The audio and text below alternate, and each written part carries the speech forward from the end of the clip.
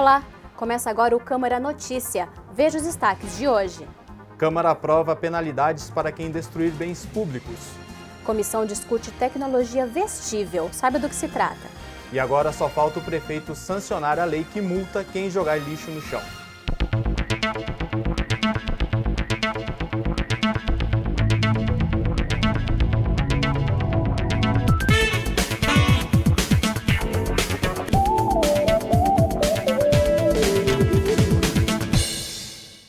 Quem destruir ou danificar qualquer bem público será responsabilizado e vai ter de pagar multa. Um projeto do Executivo tratando do assunto foi aprovado em reunião ordinária da última quarta-feira. Danificar um patrimônio público ou particular com pichação, depredação ou outras maneiras passa a ser infração passível de multa. Esse é o teor de um projeto de lei de autoria do Executivo de Campinas e que teve sua aprovação em segunda discussão na reunião ordinária da quarta-feira, 11 de novembro. Todo tipo de depredação, todo tipo que possa destruir o patrimônio público, seja total ou parcialmente. E não só o patrimônio que a gente considera, assim, por exemplo, um prédio público, mas, por exemplo, os pontos de ônibus, os próprios ônibus que são concessões públicas, e também você tem que incluir atividades que possam estragar, né, o bem público, porque ele tem que ser preservado. A proposta visa evitar danos ao patrimônio público ou particular por meio de aplicação de multa aos infratores. O valor seria equivalente a 800 UFIX, unidades fiscais do município, mas a penalidade pode ser substituída pela limpeza e restauração do bem danificado. A questão da impunidade dos menores infratores também foi prevista no projeto. A lei também está responsabilizando os seus responsáveis, seus pais, porque muitas vezes fica fácil, o menor transgride, depreda o patrimônio e não é responsabilizado por ser menor de idade. Nessa lei está sendo responsabilizado os pais e a gente espera que com isso os pais fiscalizem mais seus filhos, porque não é justo que eles destruam o patrimônio que é de todos.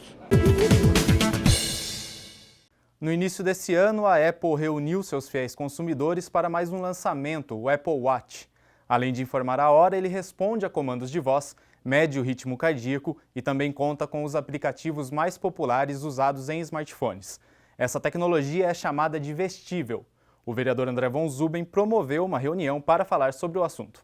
O presidente da Comissão de Ciência e Tecnologia da Câmara, vereador André Von Zuben, do PPS, recebeu a engenheira elétrica Heloísa Amado, que falou sobre a grande expectativa da tecnologia vestível.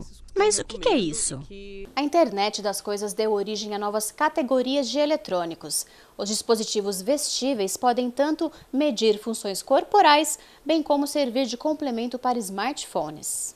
Podem ser sensores que medem o número de passos do usuário, distância percorrida, calorias gastas, batimentos cardíacos, coordenadas por GPS, entre outras. Em sua evolução, esses dispositivos serão capazes de monitorar parâmetros de saúde, como temperatura corporal e nível de oxigênio no sangue. Vários fabricantes estão se especializando, desenvolvendo produtos nessa área. Então vai ser uma oportunidade muito importante para nós e para aqueles que nos assistem pela TV Câmara, de poder conhecer um pouco mais sobre essa tecnologia, que sem dúvida eu acho que significará o futuro de muitas dos equipamentos que serão desenvolvidos ou que serão aprimorados para esse setor de produção de projetos e tecnológicos. O levantamento conduzido pela empresa IDC afirma que as vendas globais de dispositivos wearable chegarão aos 76,1 milhões de unidades em 2015, um aumento de 163,6% relativo a 2014. Espera-se que para 2019, os números desse tipo de produto alcancem a 173,4 milhões de unidades, o que representaria uma taxa de crescimento de 23% nos próximos 5 anos. O setor que registra maior crescimento é o dos vestíveis inteligentes, que inclui relógios e dispositivos com mais capacidades do que os básicos, como pulseiras para fazer esportes. Em um trimestre foi vendido 5,3 milhões de smartwatches, falando no mundo, né, em 2015.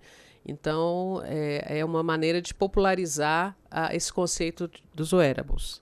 No início de setembro, os relógios inteligentes foram as estrelas da edição 2015 do Grande Salão de Eletrônicos na Feira Eletrônica de Berlim, na Alemanha. Projeto do Executivo que proíbe jogar lixo nas ruas da cidade é aprovado em segunda discussão pelos vereadores. Aprovado na reunião ordinária da última quarta-feira, o projeto de lei do Executivo Municipal, que proíbe jogar qualquer tipo de lixo nas ruas de Campinas.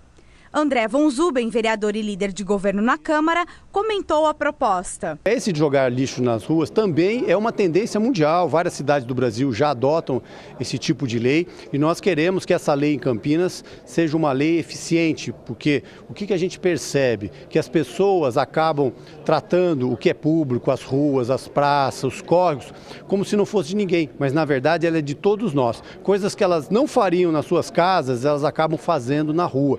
Então essa lei, ela vem para disciplinar isso, para multar e para a gente poder coibir práticas que são danosas para a população de um modo geral e para o meio ambiente. A multa prevista para as pessoas que jogarem lixo nas ruas é de R$ 223,52 e para empresas de R$ 1.397. A ideia do projeto é também promover campanhas educativas para conscientizar a população dos danos ao meio ambiente e à saúde pública por causa do lixo descartado de forma incorreta. Eu acho que a conscientização sempre é o melhor caminho, mas é importante que a lei tenha o seu caráter punitivo, porque caso a conscientização não prevaleça, nós temos que punir, porque muitas vezes é só através da punição que as pessoas se conscientizem, mas a lei prevê campanhas de conscientização também.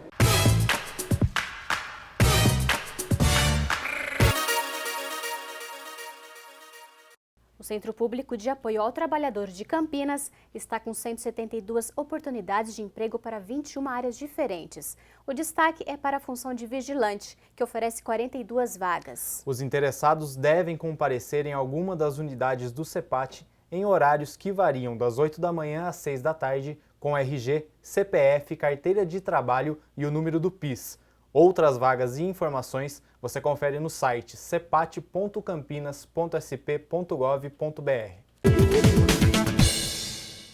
Um debate na Câmara discutiu sobre a mercantilização da educação e defesa da escola pública. Por iniciativa do vereador Paulo Búfalo do PSOL, o coletivo de educadores realizou no último sábado na Câmara de Campinas uma palestra com o tema Projetos Educacionais em Disputa na Atualidade, Desafios da Educação Política em Defesa da Escola Pública. De acordo com o professor Dr. Luiz Carlos de Freitas, da Faculdade de Educação da Unicamp, está havendo a mercantilização da educação. Neste processo, está sendo introduzida a lógica empresarial nas escolas e o professor é deixado de lado. Ele deixa de ser parte da solução e passa a ser problema. O professor passa a ser um problema, né? E descrito o cenário, apresenta-se a solução. A solução, basicamente, está em transferir a gestão das escolas para a iniciativa privada. O professor critica o modelo de provas para avaliação do conhecimento que acontece no Brasil. O Plano Nacional de Educação fixou que os testes nacionais do SARES, da Prova Brasil, tem que ter pelo menos 80% dos alunos de cada escola. Então é o seguinte, derrubar os 80%. Tá certo? Boicote. Vamos pôr 50% só nas salas. Vamos pôr, onde puder não pôr nada, não põe nada. Boicote. Eles vão reagir? Vão, mas vão se expor. Vão ter que obrigar as crianças a fazer teste. Vão ter que fazer uma lei que se não fizer o teste vai ser reprovada. Deixa, faça. Tá certo? Faça.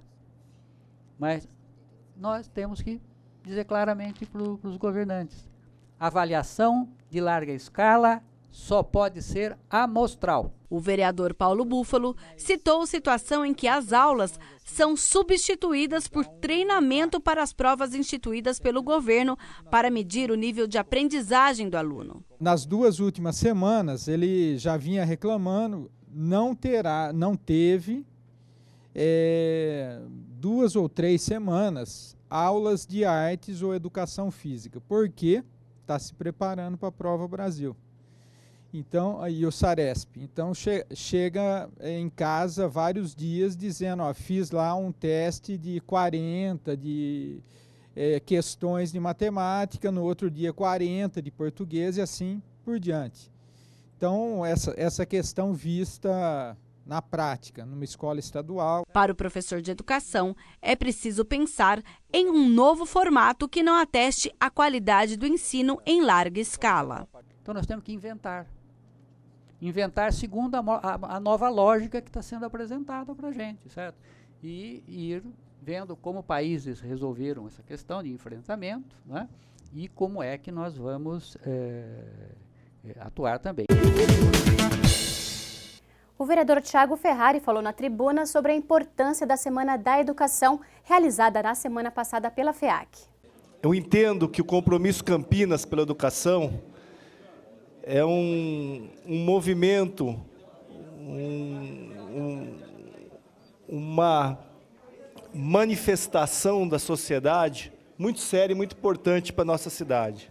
Ferrari reforçou sobre a importância da semana na geração de políticas no campo da educação, melhorando o ensino da cidade. É um movimento que a gente não pode ignorar e que a gente tem que conhecer, e mais, ele já está trazendo frutos para as nossas escolas. Começou de uma discussão pequena entre alguns setores da sociedade, preocupado com a qualidade do ensino, preocupado com a educação na nossa cidade. Eles se mobilizaram, começaram a criar debates, tentar achar alternativas, achar diretrizes para a educação da nossa cidade. Segundo o vereador, os debates tendem a melhorar a cada edição da Semana da Educação e dão cada vez mais voz aos profissionais ligados ao setor. E hoje, no 8º ano e no 6º encontro, nós já podemos falar com convicção sobre os frutos que esse movimento vem trazendo para a nossa cidade. É de estimular os profissionais, é de dar voz para os profissionais, é de entender toda a sistemática que envolve a educação pública na nossa cidade. E a 6ª Semana da Educação, realizada pela FEAC, se encerrou com um encontro para discutir o papel da mídia na educação. Um debate entre educadores e jornalistas para discutir como é a cobertura da imprensa, quando o assunto é educação. Esse foi o tema que permeou o debate O Papel da Mídia, os Desafios da Educação, promovido pela FEAC no encerramento da 6ª Semana da Educação. De acordo com professores e educadores, grande parte da mídia aborda o tema de maneira superficial, sempre calcada em cima de dados e rankings, sem se aprofundar nas complexidades e particularidades que envolvem questões que vão além de números. Por outro lado, a mídia tem dificuldades estruturais que vão da falta de tempo hábil para maior aprofundamento, como o enxugamento das redações e até uma certa falta de interesse da sociedade pelo tema. Eu acho que tem um papel importante para o jornalista, que é de compreender como é que funciona a educação, quais são as demandas e como o professor, o próprio aluno vê esse trabalho da imprensa e o que ele espera desse trabalho da imprensa. E por outro lado também é importante para o professor, para que ele possa compreender como é que funciona a estrutura da imprensa e assim também poder sugerir suas pautas, poder construir junto uma pauta. E quando a gente junta professor e junta jornalista, a gente está contribuindo para que comece um discurso social sobre educação, ou seja, para que isso entre na pauta do dia da sociedade, porque aí o processo vai ficar muito mais simples. De acordo com o superintendente executivo da FEAC, Arnaldo Rezende, o Brasil tem cerca de 13 milhões de analfabetos. Esses números, em boa parte, são por conta da falta de comprometimento da sociedade em compreender que a educação é um direito, como entende que o acesso à saúde é uma obrigação do Estado. Apenas quando a sociedade perceber que precisa assumir o compromisso com a educação, é que a mídia passará a abordar o tema com a atenção que o assunto pede. A ideia é a gente buscar um nivelamento para que nós que ficamos ansiosos por conseguir mais espaço, por acreditarmos sempre que a nossa causa é a mais importante do mundo, senão não faria sentido a gente lutar por ela, entender então as limitações, os mecanismos, né, os parâmetros que permitem vocês ampliarem ou não essa cobertura com o tema, no caso nosso, da educação pública. O vereador do PR, professor Alberto, participou de todos os dias de evento da Semana da Educação e faz algumas observações. A sociedade ela tem que entender que se ela não se envolver, se ela não pensar educação, não só como direito, mas com as suas responsabilidades, nós não teremos nunca uma educação de qualidade. O diretor de comunicação da Câmara Municipal, DJ Carvalho, participou ativamente do debate e aponta a importância da mídia dedicar tempo à cobertura da educação e das parcerias futuras entre TV Câmara e FEAC. A TV Câmara, por ela ser uma TV pública, ela tem até a obrigação de trabalhar mais questões de educação, de cultura, né? Além de, obviamente, ela divulgar o trabalho do Legislativo, mostrar aos vereadores, ela acaba indo nessa sequência, ou melhor, nessa obrigação e nessa meta de levar mais cultura, levar mais educação, serviços ao público, mostrar o que a cidade produz para a própria cidade. Então o que acontece? Quando a FEAC nos procurou inicialmente por um apoio institucional, de mostrarmos a propaganda da semana, a presidência da Câmara, o presidente Rafa Zimbaldi, imediatamente acolheu e falou, olha, por que não fazer mais? Nós temos o canal, se nós conseguíssemos trazer para cá, a próxima semana nós trazemos para o que for possível, óbvio, porque nós temos também as sessões, as reuniões ordinárias, mas o que nós conseguimos trazer para o plenário, nós podemos transmitir ao vivo. E nós podemos levar tudo que está sendo discutido para um público potencial de 400 mil residências, 400 mil famílias de Campinas. Então, a partir daí já começou a crescer um novo projeto, que eu espero, estávamos até conversando agora com a FEAC, eu espero que ele possa se consolidar, de uma parceria mais efetiva. E trabalhar mais, aproveitar que nós podemos e queremos e temos a obrigação de levar mais a informação ao público nesse sentido, trabalhar mais a educação, realmente mostrar mais educação dentro da tela da TV Câmara.